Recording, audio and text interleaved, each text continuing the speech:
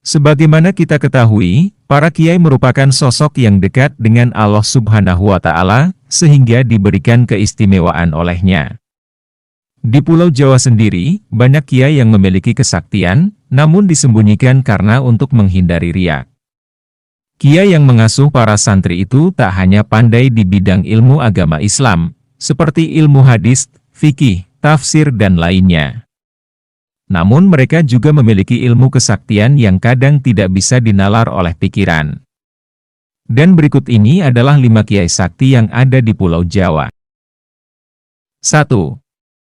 Gus Maksum atau Kiai Haji Maksum Jauhari. Beliau lahir di Kanigoro, Kras, Kediri, pada tanggal 8 Agustus 1944. Gus Maksum merupakan salah seorang cucu pendiri Pondok Pesantren Lirboyo, Kiai Haji Manaf Abdul Karim. Gus Maksum dikenal sebagai pendiri Pagar Nusa dan memiliki kesaktian yang sudah familiar.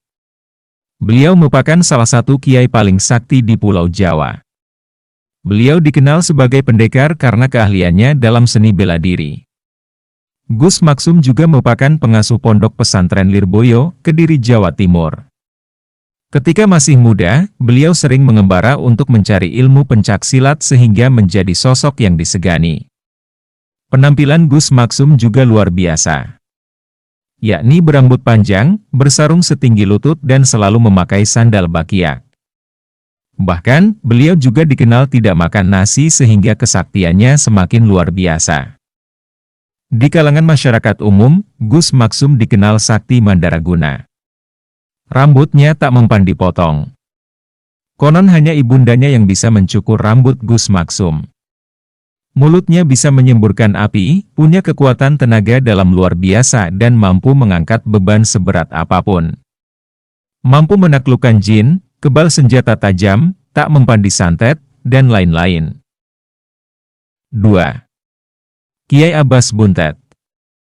Kiai paling sakti di tanah Jawa berikutnya yaitu Kiai Abbas Buntet dari Cirebon. Kiai Abbas adalah putra sulung dari Kiai Haji Abdul Jamil. Beliau lahir pada hari Jumat, 24 Dzulhijjah 1300 Hijriah atau tahun 1879 Masehi di Desa Pekalangan, Cirebon. Kiai yang satu ini ikut mengobarkan semangat kepahlawanan dengan melakukan perlawanan terhadap penjajah Belanda. Ketika masih muda, beliau merantau di banyak pesantren untuk menuntut ilmu. Beliau juga belajar ke Mekah dan kembali bersama-sama dengan Kiai Bakir Yogyakarta, Kiai Abdillah Surabaya, dan Kiai Wahab Hasbullah Jombang. Ketika sudah matang, beliau kembali ke pesantrennya di Cirebon untuk ikut mengajar para santri. Di pesantrennya, ilmu kanuragan diajarkan kepada para santri untuk mengusir para penjajah Belanda. Ilmu kanuragan dan ilmu bela diri selalu menjadi ilmu pokok di kalangan pesantren Buntet. Dengan mengajarkan ilmu kanuragan itu, maka pesantren Buntet dijadikan sebagai markas pergerakan kaum pribumi untuk melawan penjajahan. Mulai saat itu, pesantren Buntet menjadi basis perjuangan umat Islam melawan penjajah yang tergabung dalam barisan Hizbullah.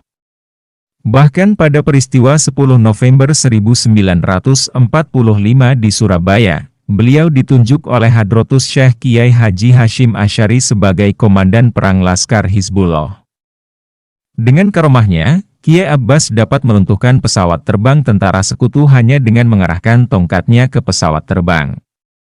Diceritakan juga oleh salah satu santri dari daerah Rembang yang ikut berjuang pada pertempuran Surabaya, bahwa Kiai Abbas menggunakan sorbannya, dilepaskan dan dikibaskannya ke langit, ke arah pesawat tentara sekutu, hingga mengakibatkan jatuh dan meledak.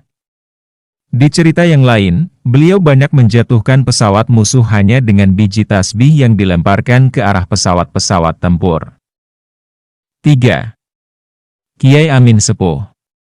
Kiai Amin yang lahir pada tahun 1879 di Mijahan Plumbon, Cirebon, Jawa Barat ini, merupakan kiai yang dianugerahi banyak karomah dari Allah Subhanahu wa Ta'ala. Tak hanya mahir dalam ilmu agama, Kiai Amin juga sangat piawai dalam ilmu kanuragan dan silat.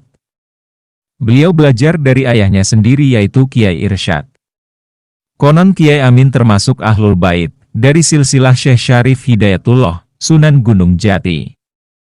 Selain dikenal sebagai ulama, Kiai Amin juga dikenal sebagai kiai paling sakti di tanah Jawa, sang pendekar yang menguasai ilmu bela diri dan kanuragan.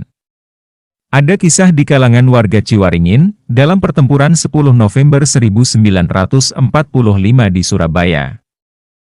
Kiai Amin dan ulama lain di Cirebon ikut mengirim laskar ke Surabaya.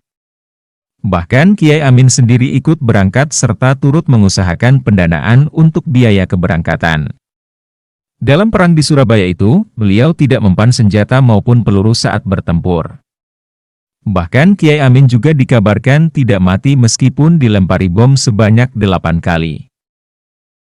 4. Kiai Haji Abdul Hamid Pasuruan.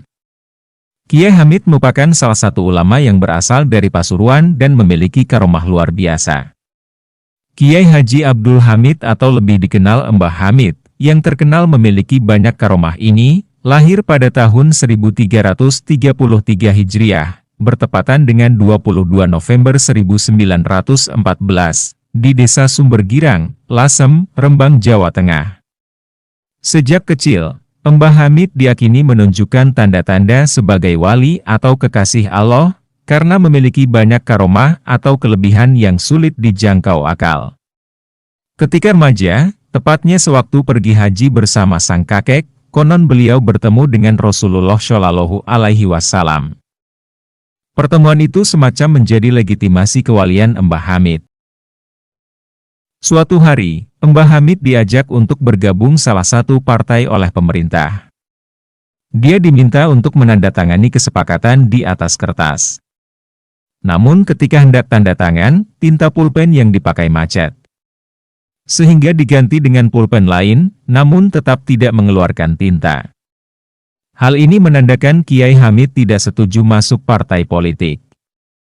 Sehingga karomahnya keluar dengan cara pulpen tidak bisa mengeluarkan tinta. 5.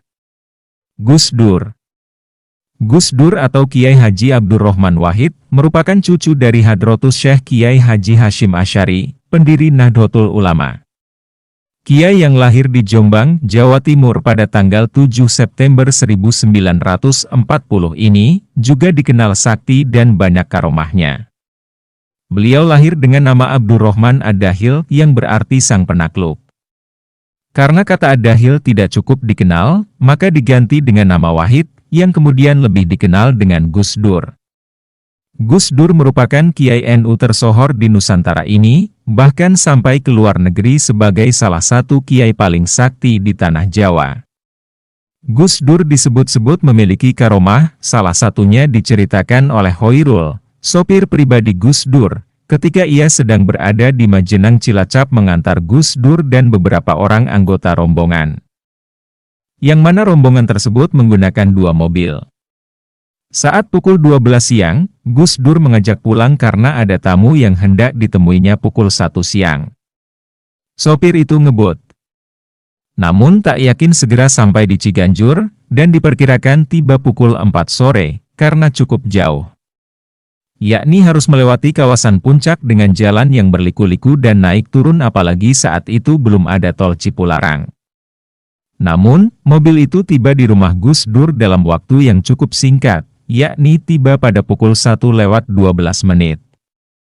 Jakarta Cilacap hanya ditempuh dalam waktu 1 jam 12 menit. Sementara rombongan satu mobil di belakangnya, baru tiba di Ciganjur pada pukul 4:30 sore, beda 4 jam lebih dari kendaraan yang ditumpangi Gus Dur. Itulah 5 kiai paling sakti di Jawa yang memiliki banyak karomah.